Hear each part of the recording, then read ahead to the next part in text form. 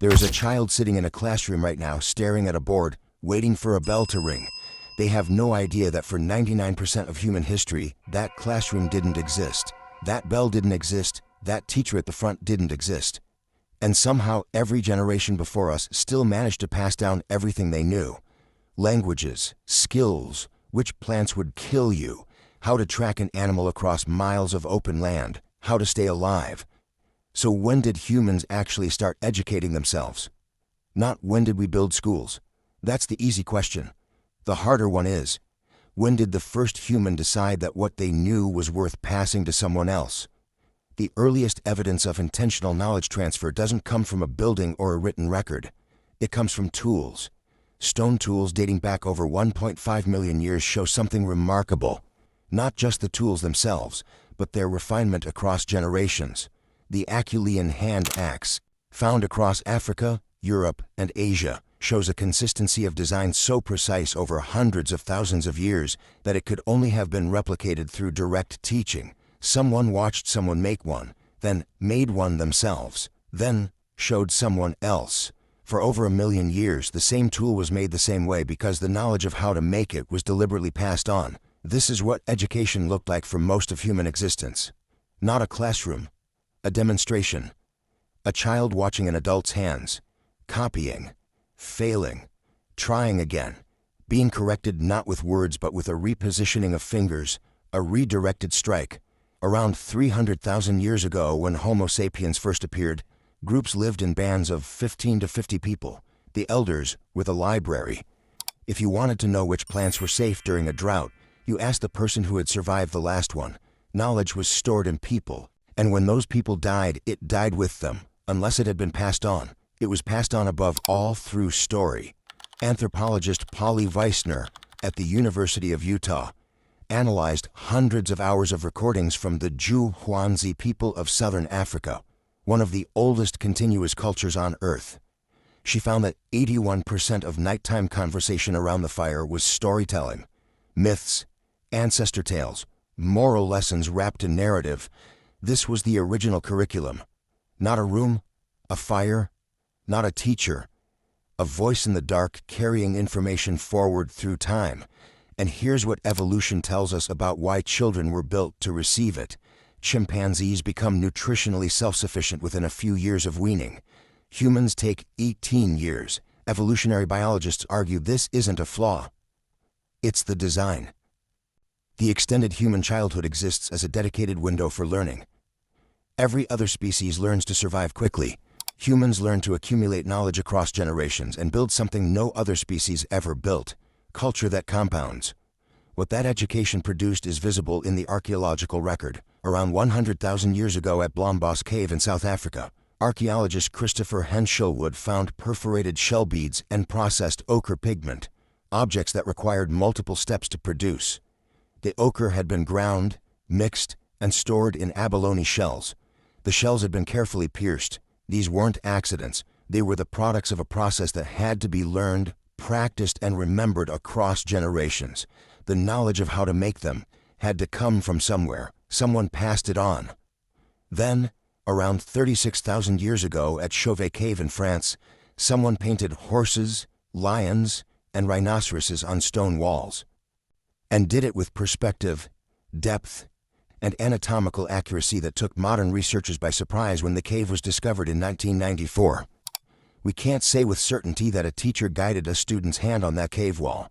What we can say is that whoever made those paintings had clearly spent time developing that skill. Skills that sophisticated don't appear fully formed. They accumulate through practice, through observation, through being around others who already knew how to do it. The knowledge existed in the community before it existed in the individual.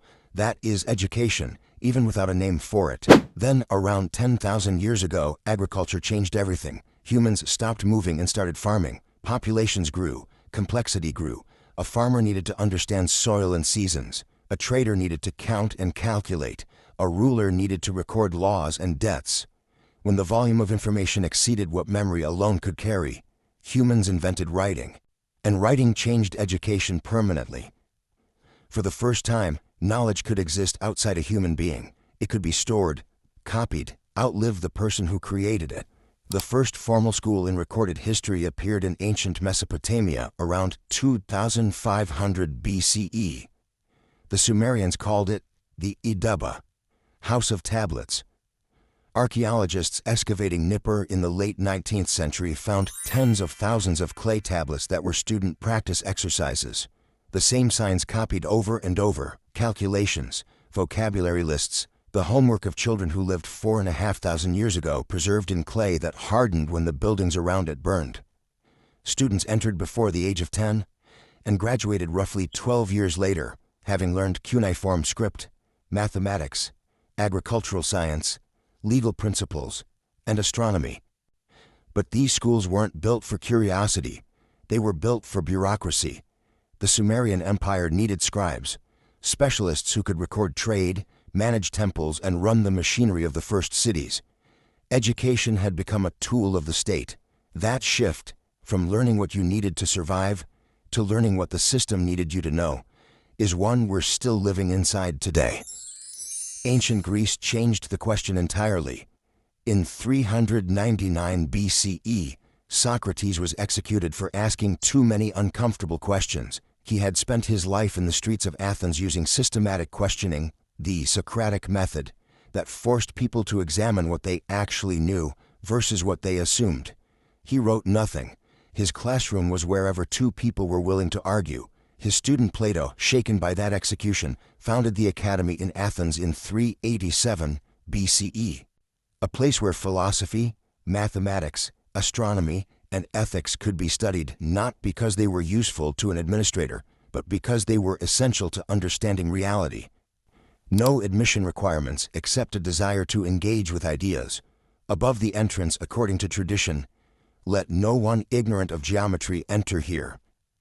Aristotle arrived at 17, stayed 20 years, and later founded the Lyceum, where he systematized virtually every branch of knowledge that existed: biology, physics, logic, ethics, politics, literary theory.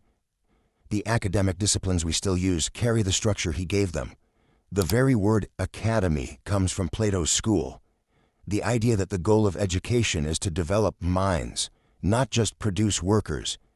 Born in a park outside Athens among a handful of people arguing in the shade, universities followed.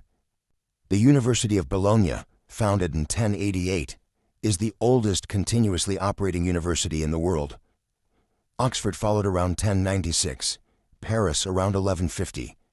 Then the printing press in 1440 made books cheap enough for people who weren't kings or monks. Ideas spread faster than any teacher could travel. Mass literacy became necessary.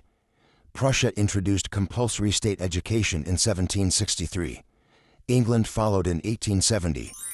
For the first time in history, education was something every child was supposed to receive. Now step back and look at the full distance. A child in a hunter-gatherer band, watching an elder skin an animal, copying every movement, learning without a single word being spoken. A student in Nippur pressing cuneiform signs into clay at sunrise because the empire needs another scribe. Aristotle walking into Plato's academy with no idea that what he learns there will shape how humanity organizes its knowledge for 2,000 years. A child in 19th century Prussia sitting in a public school for the first time in history. Not because her family chose it, but because the state required it. 4 completely different worlds. 4 completely different ideas about what education is for: survival, administration, understanding, compliance. And every modern school system is a mixture of all 4. Here is the thing worth sitting with. For most of human history, education was not a building you went to. It was a relationship between someone who knew something and someone who needed to know it. The child watching the elder. The apprentice watching the craftsman. The student watching Socrates in the marketplace. The institution came later. The relationship came first. We built classrooms to make education scalable, to standardize what gets passed down. And in doing that, we solved one problem and created another. We can now educate billions, but most of them spend their entire childhood sitting in rooms being told what to know, waiting for a bell to ring. For 300,000 years, children learned because they had to, because the knowledge was immediately connected to staying alive. The child who didn't learn which mushrooms were poisonous didn't get a bad grade. They got something worse. We replaced that urgency with a system. The system works. It just works differently from anything that came before it.